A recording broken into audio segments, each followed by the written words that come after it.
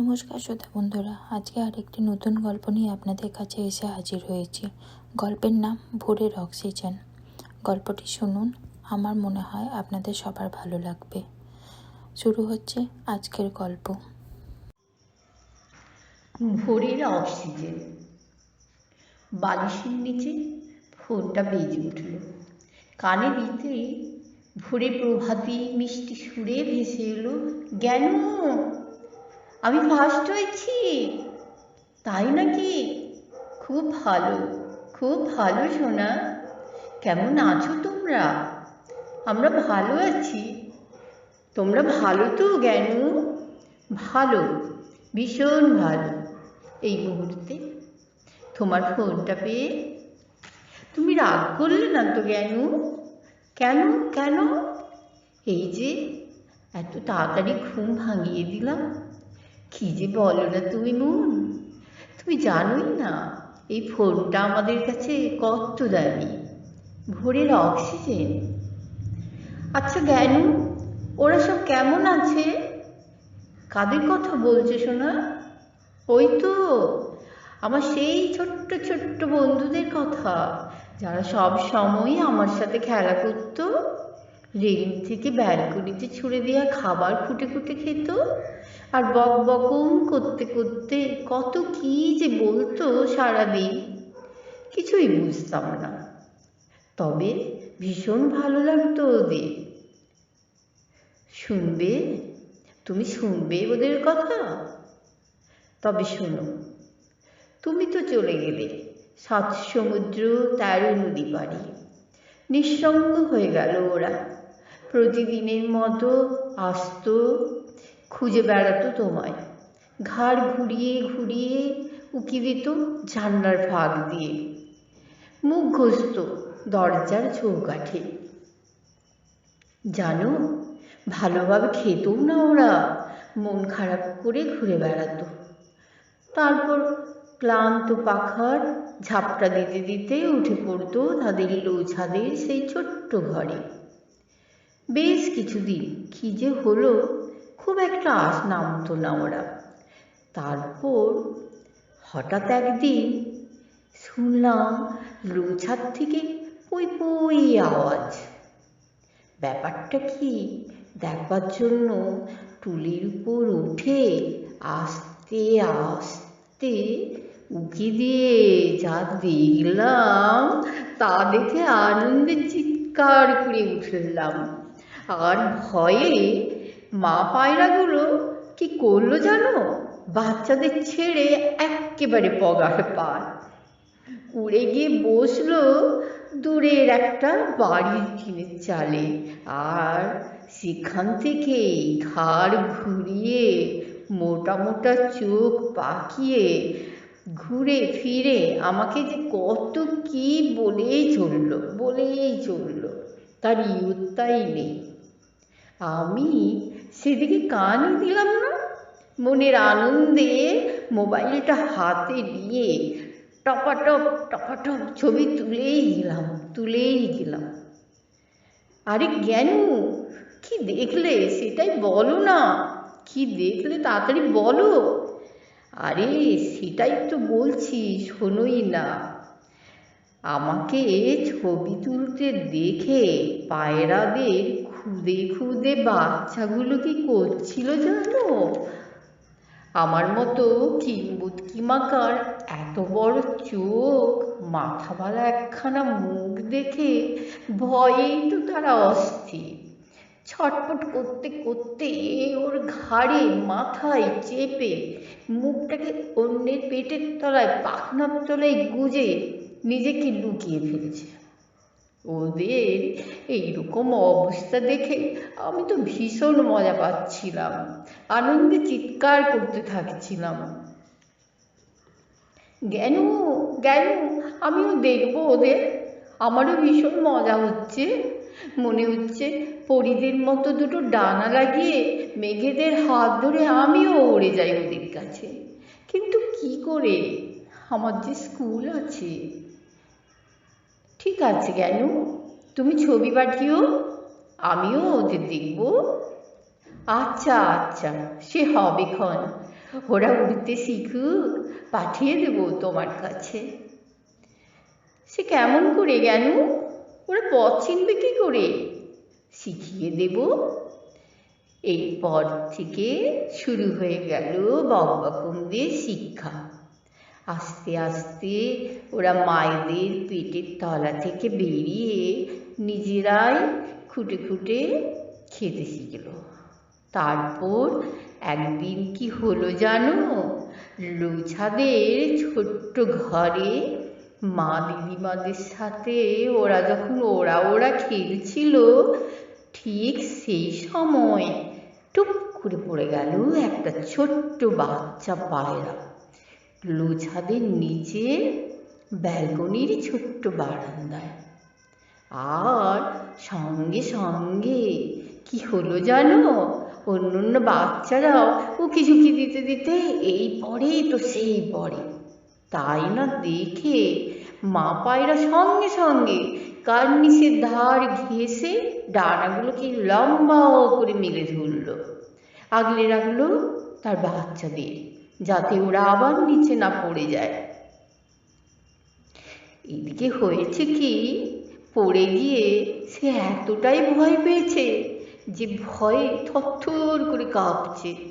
ধরতে গেলে ফুরুত করে উড়ে সরে যাচ্ছে, আরও সরে যাচ্ছে, আরও। এইভাবে একটু একটু করে উড়তে উড়তে হঠাৎ লাফিয়ে কি করলো জানো? কোলের উপর উঠে মুখখানা লুকিয়ে পুঁই পুঁই করে কান্না জুড়ে দিল। ব্যাস, আর যাবে কোথা? তাই না দেখে মা পায়রায় তো এক লাফে নিচে নেমে তার বাচ্চাটাকে কোল থেকে নামিয়ে দেবার ইঙ্গিত করতে লাগলো। কিভাবে কিভাবে জ্ঞান? শোনোই না তা। ঘাড়ের কাছের পালক ফুলিয়ে গড়গড় করতে করতে একবার ঘাড় তোলে আর একবার মাটিতে ঠোঁট না, একবার ঘাড় তোলে আর একবার মাটিতে ঠোঁট ঠোকে। তাই দেখে আমি তো ভীষণ মজা পাচ্ছিলাম। এদিকে বাচ্চাটার কাঁপুনিটাও অনেকটা কমলো গরম কোলের ভেতর থাকার জন্য। তখন আলতো করে ধরে ওকে তুলে দিলাম ওর ভাই বোনেদের কাছে। ছাড়া পেয়ে সঙ্গে সঙ্গে ও ওর ভাই বোনেদের কাছে পুঁই পুঁই করে নিচের সব গল্প বলা শুরু করে দিল। আর মা পায়রা এ সময় কি করলো জানো? এক ছুটে ওপরে উঠে ডানা দুটো মিলে সব বাচ্চাগুলোকে পেটের তলায় লুকিয়ে চুপটি করে বসে পড়লো। আর বাচ্চাগুলোও হয়েছে সেরকম ভীষণ দুষ্টু জানো। মায়ের পেটের তলা থেকে একটু একটু করে মুখ বের করছে, আবার সবাইকে ঠেলে ঠুলে ঢুকে পড়ছে ভেতরে। কি মজা, কি মজা জ্ঞান! আমি এখনই দেখবো ওদের। দাঁড়াও, আর কয়েকটা দিন অপেক্ষা করো, আমি পাঠিয়ে দিচ্ছি। এইভাবে ওরা আস্তে আস্তে নিচে নামতে শিখল, খেতে শিখল মা মাসি দিদুনদের সাথে। সাহস পেয়ে আস্তে আস্তে হাত থেকেও খাবার খুঁটে খেতে শিখল। গল্প শুনতে শুনতে। কি গল্প জ্ঞান? কেন, তোমার গল্প? তাই না শুনি পুঁই পুঁই করে হাজারো প্রশ্ন ওদের তোমায় ঘিরে। তুমি কোথায় থাকো? তোমার নাম কি? তুমি দেখতে কেমন? কি করো সারাদিন? তুমিও কি ঘুরে বেড়াও ওদের মতো ডানা বিলে আকাশে আকাশে? আরো কত কি। কোলের উপর বসিয়ে তাদের বলি, না শোনো, সে থাকে অনেক দূরে 7 সমুদ্র পারে। সেখানে ভীষণ ঠান্ডা, বরফ পড়ে বছরে 6টা মাস। বরফ পড়ার আগে সেখানে গাছগুলো সেজে উঠে রং বেরঙের পাতায় সুন্দর সাজে। ঝরে পড়া লাল, হলুদ, মেরুন, পাতার গালিচায় ওরা নেচে ওঠে এই সময়টা খুব আনন্দে। তারপর তো আবার বরফ পড়বে, সবাই তখন ঘরবন্দি। গল্প শুনতে শুনতে ছোট্ট ছোট্ট বাচ্চাগুলো খাওয়া বন্ধ করে দেয়, থামিয়ে দেয় সদ্য গজিয়ে ওঠা পাখার ঝাপটা। আস্তে আস্তে চেপে বসে হাতের তালুতে, মুখের কাছে ছোট্ট ছোট্ট ঠোঁট দুটো তুলে গোল গোল চোখে জানতে চায় তাহলে কি হবে? কি আবার হবে? বরফের মাঝেই ওরা বেরিয়ে পড়বে।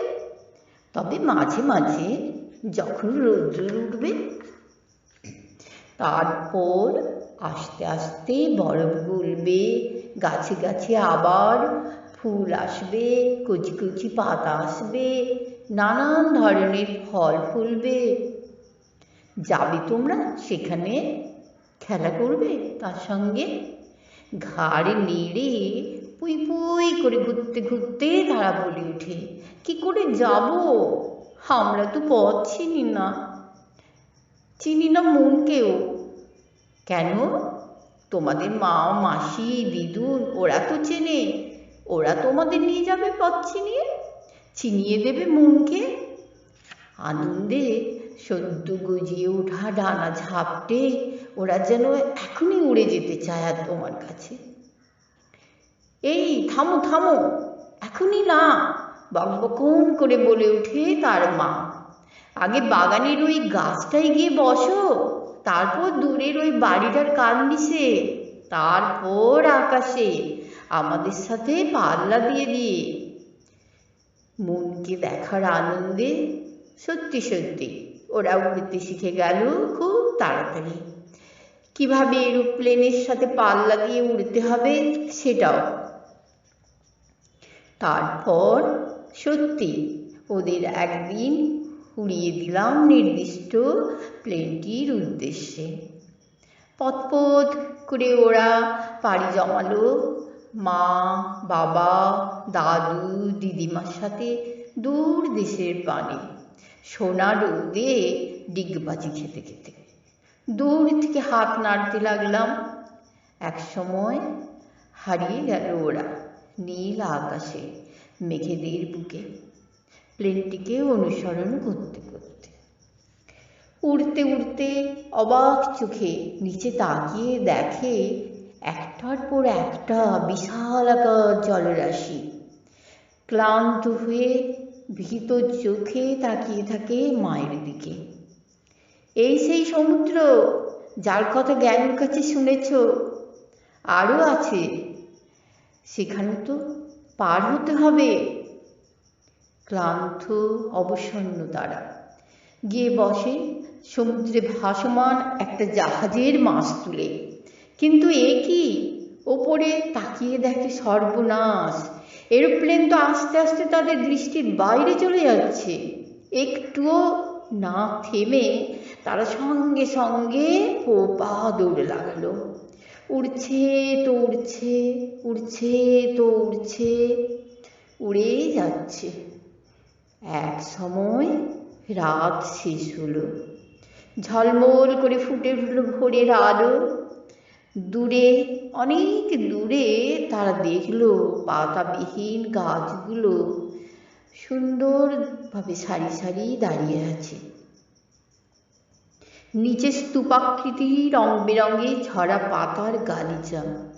রাস্তায় লোকজন নেই, গাড়িগুলো কেবল ছুটেই চলেছে মসৃণ গতিতে। হঠাৎ একসাথে সকলে আনন্দে বকবকম করে উঠল, ওই তো বরফে ঢাকা সব সাদা সাদা বাড়িঘর, রোদের আলোয় দেখো ঝলমল করছে। ওই তো এসে পড়েছি, এসে পড়েছি বলে তারা সকলে চিৎকার জুড়ে দেয়। কিন্তু মন কোথায়, কি করে তাকে পাবো? অপেক্ষা করতে থাকি রান্নাঘর থেকে গরম হাওয়া বের হওয়া পাইপের নিচে শুরু কার্নিশে। অবাক চোখে দেখতে থাকে এদিক ওদিক। দেখে সামনের বিরাট বাড়িটার ব্যালকনির দরজাটা খুলে যাচ্ছে আস্তে আস্তে, আর তা থেকে বেরিয়ে আসছে ছোট্ট একটি মেয়ে, লাল টুকটুকে ভেলভেটের জুতো পায়ে, হাতে সুন্দর একটা আকাশ নীল ফ্রক ঘোরাতে ঘোরাতে। ঠিক জ্ঞানী যেমনটি বলেছিলেন, মা পায়রা চিনতে পারে তাদের বন্ধু মনকে। ছুট্টে নেমে আসে বকবক করতে করতে, গায়ে মাথায় চড়ে আদর করতে থাকে নরম নরম ভালুক দিয়ে, ভুলে যায় পথের ক্লান্তি। হঠাৎ মনে পড়ে যায় মনের জ্ঞানুর কথা। আনন্দে আত্মহারা হয়ে বলে, জ্ঞানু, জ্ঞানু, দেখো বন্ধুরা এসে পড়েছে, আমি ভীষণ খুশি, থ্যাংক ইউ জ্ঞানু। মুহূর্তে কি যেন ভেবে মন একটু গম্ভীর হয়ে যায়, বলে, জ্ঞানু, তুমি যে একা হয়ে গেলে, খেলবে কেমন করে? কেন? আশা নিয়ে? আশা? সে আবার কে জ্ঞানু? কেন? তোমার ফোনের আশা, তোমার আশার আশা? ব্যাস, ওই তো আমাদের অক্সিজেন।